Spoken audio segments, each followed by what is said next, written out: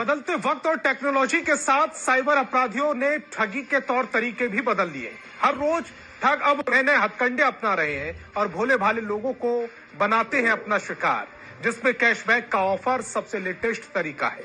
Cyber अपराधी अब phone पे पर कैशबैक का ऑफर देकर ठगी का शिकार बना रहे हैं। साइबर थाने की पुलिस ने जामताड़ा से एक ऐसे ही गिरोह का भंडाफोड़ किया और 3 साइबर अपराधियों को गिरफ्तार कर लिया, जो जंगल में बैठकर कैशबैक के नाम पर चूना लगाते थे।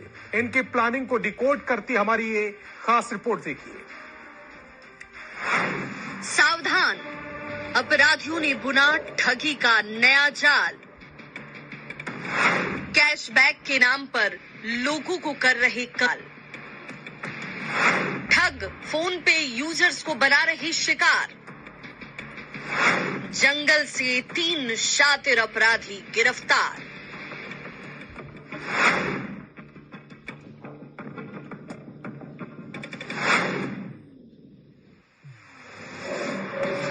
जामताड़ा जिले के साइबर थाने की पुलिस ने साइबर ठगी के एक बड़े गिरोह का पर्दाफाश किया है।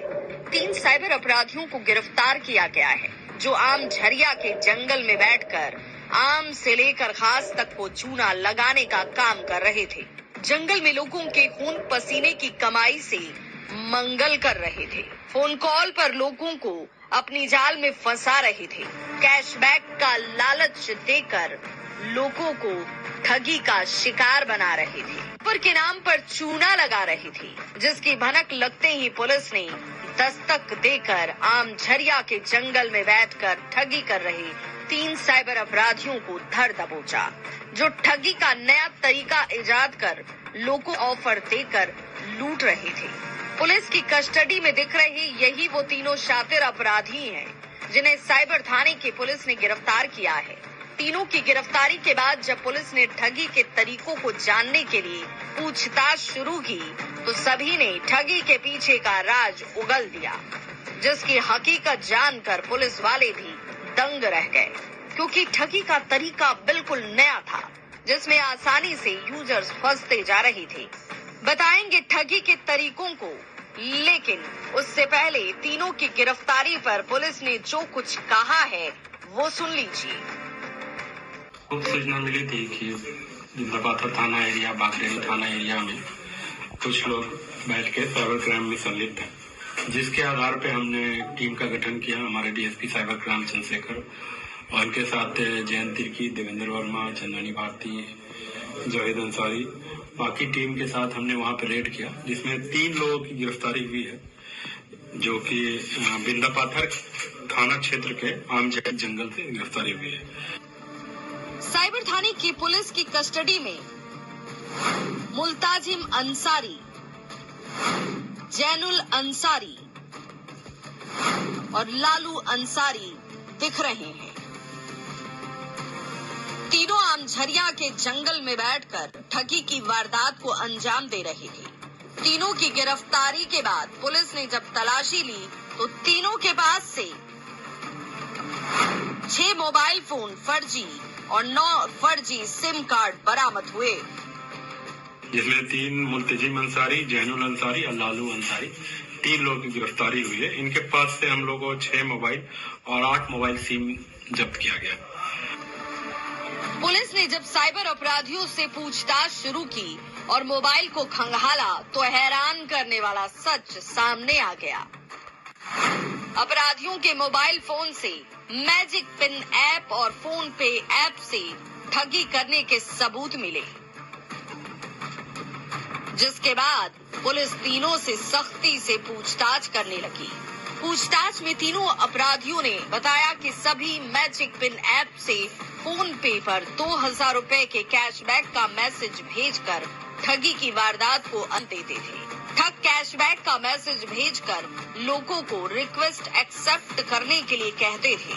मैसेज एक्सेप्ट करते ही साइबर ठगों के ऐप में लोगों का पैसा ट्रांसफर हो जाता था। यूजर्स के होश ठिकाने तब आते जब बैंक से रजिस्टर्ड मोबाइल नंबर पर डेबिट का मैसेज पहुंचता था। ये लोग का मॉडस ऑपरेंडी था कि ये लोग मैजिक पे, फोन पे के माध्यम से मैसेज भेजते थे कि आपका कैशबैक आया है, और जब उसमें कोई विक्टिम उसमें एडिट करता था या उसको लॉग इन करता था तो उसके पैसे का आदान प्रदान हो जाता था और उसके साथ साइबर ठगी हो जाती थी। इनका कार्य क्षेत्र मुख्यतः पश्चिम बंगाल, उत्तर प्रदेश, झारखंड, बिहार की एरिया था। इसमें 3 लोग गिरफ्तारी हो गई है। इनका कोई आपराधिक इतिहास अभी तक नहीं पाया गया, बट हम लोग इसमें अनुसंधान जारी, आगे की जानकारी आप लोगों को दी जाएगी। इन लोगों की भाषा क्या है?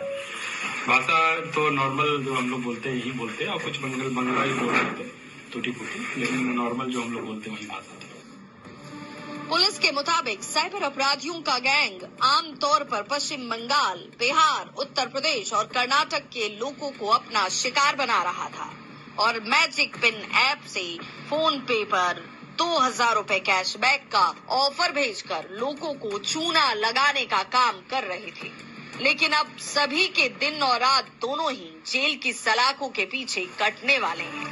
ऐसे में जरूरत है सभी को सख्त से सख्त सजा दिलवाने की, ताकि तीनों को बेल वाला ऑफर नसीब ही ना हो। साथ ही साथ न्यूज 18 भी आपसे अपील करता है कि ऐसे ऑफर के फेरे में न फंसे, नहीं तो कैशबैक के चक्कर में आप कंगाल हो सकते हैं। न्यूज 18 के लिए जामताड़ा से सुमन भट्टाचार्य के साथ ब्यूरो रिपोर्ट। और हमारे साथ फोन लाइन पर जामताड़ा एसपी डॉक्टर एहतेशाम वकारीब जुड़ रहे हैं। हम उनसे जानने की कोशिश करते हैं कि ठग कैसे ठगी करते थे और कैसे तीनों की गिरफ्तारी हुई। डॉक्टर साहब, बहुत बहुत स्वागत है आपका एहतेशाम जी न्यूज 18 बिहार झारखंड पर। मेरा पहला सवाल आपसे ये है कि जामताड़ा लगातार साइबर ठगों का गढ़ बनता जा रहा है, उनकी कमर तोड़ने के लिए पुलिस क्या कर रही है? Good evening everybody. मैं पुलिस अधीक्षक जामताड़ा डॉक्टर एहतेशाम वकारी बोल रहा हूँ। हम लोग लगातार साइबर क्राइम पे कार्रवाई कर रहे हैं। लास्ट ईयर भी हमने बढ़िया उसमें काम करते हुए लगभग 222 अपराधियों को जेल भेजा है और 80 से ज्यादा केस दर्ज किए गए हैं और 9 लोगों को सजा भी दिलवाई गई है 9 केसेस में। तो इस पे लगातार हम लोग रेड कर रहे हैं और इसमें विभिन्न प्रकार के माध्यम से अवेयरनेस भी करवा रहे हैं और जगह जगह जाके पुलिस वीक में 2 बार जागरूकता कर रही है अगेंस्ट में और उनके अगेंस्ट में, ताकि भोले भाले नागरिक उनके झांसे में ना आए। प्लस आप लोग के माध्यम से भी मैं अपील करना चाहूंगा कि आप साइबर क्राइम को जागरूकता को ज्यादा से ज्यादा बढ़ाएं, ताकि किसी भी तरह का कोई इस तरह का अननोन मैसेज आया या लिंक आया उस पर अननोइंगली क्लिक नहीं करना है बिना वेरीफाई। एहतेशाम जी, मैं आपसे ये भी जानना चाह रहा हूं कि कैश ऑफर वाला जो इस समय नया फॉर्मूला चल रहा है जिससे ठगी की जा रही है, ठग इससे भोले भाले लोगों को अपना शिकार बना रहे हैं, ये क्या है? इसको कैसे डिकोड करेंगे आप? अभी हमने एक 3 और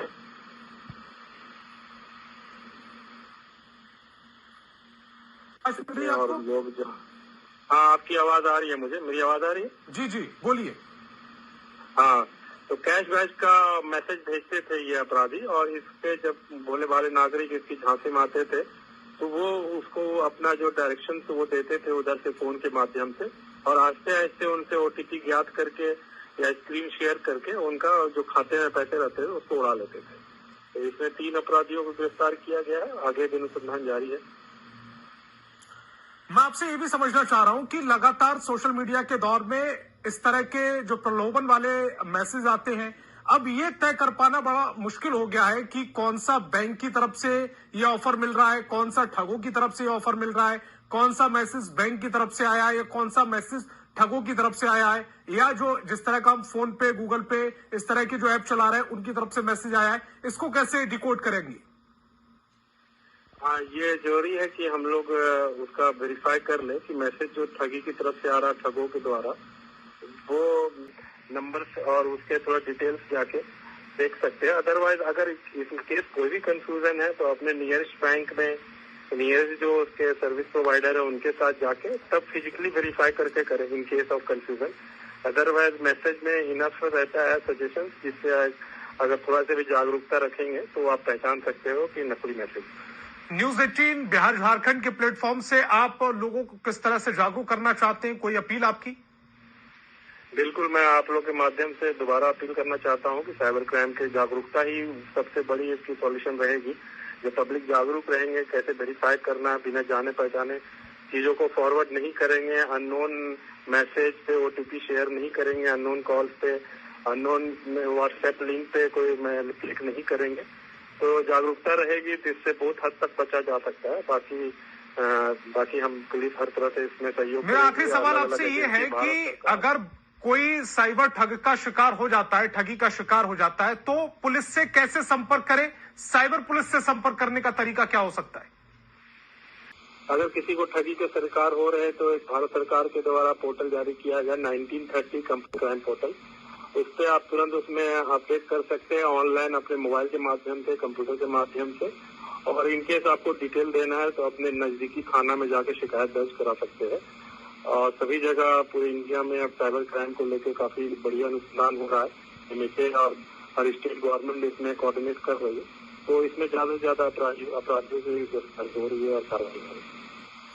बहुत बहुत शुक्रिया, आप हमारे साथ जुड़े, अपना कीमती वक्त आपने हमें दिया और साथ ही इसके जरिए आपने लोगों को समझाने की कोशिश की कि साइबर ठगों से किस तरह से बचा जा सकता है। अब आपको बताते हैं कि ठग कैसे कैशबैक फ्रॉड करते हैं और लोगों को फंसाते हैं। फोन पे यूजर को एक लिंक के साथ एसएमएस मिलता है और कैशबैक पुरस्कार पर क्लिक करने और अनलॉक करने को कहा जाता है। यूजर थोड़ी देर के लिए असमंजस में पड़ जाते हैं और सोचने लगते हैं कि क्या लिंक वैध है और क्या इनाम पर क्लिक करना चाहिए, क्लेम करना चाहिए। अगर यूजर लालच में फंस गया, लिंक पर क्लिक कर दिया, तो ठगी का शिकार हो जाएगा। कैशबैक पाने के लिए यूजर को अपना यूपीआई पिन दर्ज करने के लिए कहा जाता है। संदेश को अनदेखा कर देना चाहिए इस तरह के, क्योंकि यूपीआई पिन कभी भी कहीं पर भी आप दर्ज ना कर दे, क्योंकि धोखेबाज यूजर्स को कैशबैक ऑफर और स्क्रैच कार्ड के जरिए पुरस्कार जीतने के वादे के साथ लुभा रहे होते हैं। कुछ आपको ऑफर के साथ फेक लिंक भेज सकते हैं या आप नकली सोशल मीडिया पेजों पर कैशबैक से संबंधित पोस्ट भी देख सकते हैं। ये लिंक और सोशल मीडिया पेज चालाकी से फोन पे की आधिकारिक वेबसाइट और लोगों से मिलते जुलते बनाए जाते हैं ताकि आपको विश्वास हो जाए कि ये ऑफर वास्तविक है। कुछ धोखेबाज आपको कॉल भी कर सकते हैं और आपको फोन पे ऐप पर कैशबैक प्राप्त करने के लिए कुछ चरणों को पूरा करने के लिए कह सकते हैं, जो आपकी नोटिफिकेशन बेल आइकन पर दिखाई देने वाले पेमेंट लिंक को स्वीकार करता है। अब आपको बताते हैं कि फोन पे कैशबैक कैसे काम करता है। फोन पे कैशबैक ऑटोमेटिक रूप से आपके वॉलेट में जमा हो जाएगा। कैशबैक का क्लेम करने या स्वीकार करने के लिए आपको कुछ और करने की जरूरत नहीं है। फोन पे फोन कॉल या लिंक पर कैशबैक या इनाम नहीं देता है। कैशबैक का वादा करने वाले कोई भी यूआरएल, सोशल मीडिया पोस्ट या फोन कॉल भ्रामक होता है। फोन पे पर कैशबैक का इनाम पाने के लिए आपको अपना यूपीआई पिन दर्ज करने की आवश्यकता नहीं होती है। कैशबैक के लिए ग्राहकों को अपना यूपीआई पिन दर्ज करने के लिए कभी नहीं कहता। यूपीआई पिन की आवश्यकता तभी होती है जब आपको अपने बैंक खाते से पैसा भेजना होता है। अगर आपको कैशबैक प्राप्त करने के लिए आपका यूपीआई पिन दर्ज करने के लिए कहा गया है तो लेनदेन को तुरंत अस्वीकार करें और support.phonepe.com पर सूचना दें। सभी कैशबैक और अन्य ऑफर आपके फोन पे ऐप के होम पेज पर सभी ऑफर देखें। सेक्शन पर सूचीबद्ध हैं। वास्तविक फोन पे कैशबैक ऑफर के बारे में जानने के लिए इस सेक्शन को देखें। किसी भी तरह के लेन देन करने से पहले नियम और शर्तों के साथ योग्यता मानदंड को ध्यान से पढ़ें। अब आपको बताते हैं कि धोखेबाजों से कैसे सुरक्षित रहना है, कैसे बचना है, आपको किन किन बातों का ख्याल रखना है।